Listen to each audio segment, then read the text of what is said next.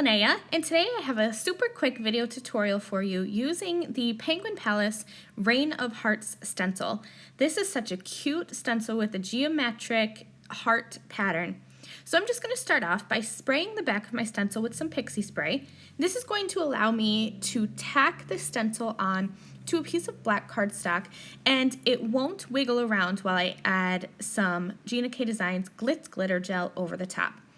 So I love the look of white on black and black on black, but there's this new color of the Glitz Glitter Gel, and it's silver. So I thought that I would try silver on black, and the result is a super elegant look. I am totally in love with it.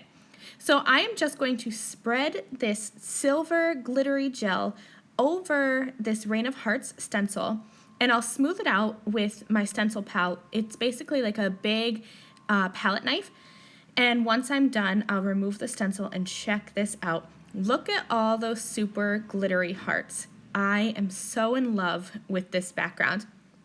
I'm going to set it aside and grab the Penguin Palace Birthday Unicorn stamp set. This is one of my favorites. It's an older one, but I just love these cute little unicorns and all these birthday sentiments. It's been my go-to stamp set for when I've been making birthday cards lately.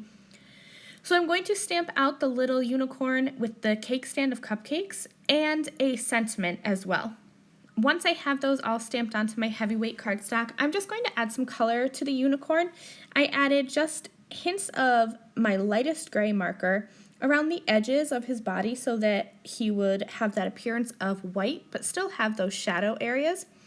And then for his mane and his tail, I'm going to use some aqua blue colors. I'm using different colors on here. Having the black and silver background kind of gives me free reign to use for my coloring here because I don't have to match anything to like a pattern paper, or if I was using inks over the background, I don't really have to match anything because my whole background is so neutral.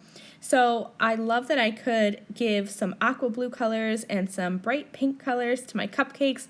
It's just such a happy and fun birthday card in the end. I'm going to cut around that image with my scissors, and I also trimmed out the sentiment, and I just kind of flagged the edge.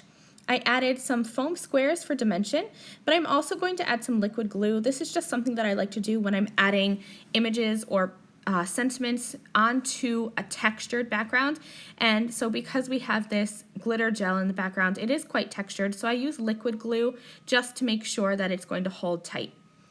I'll add my images right on top, and then I'll flip this card around and trim off the excess of that sentiment banner. And that's the end of this card. Like I said, super quick, but I really think using your stencils like this packs quite a punch. Thank you guys so much for watching, and I will catch you all in the next video. Bye!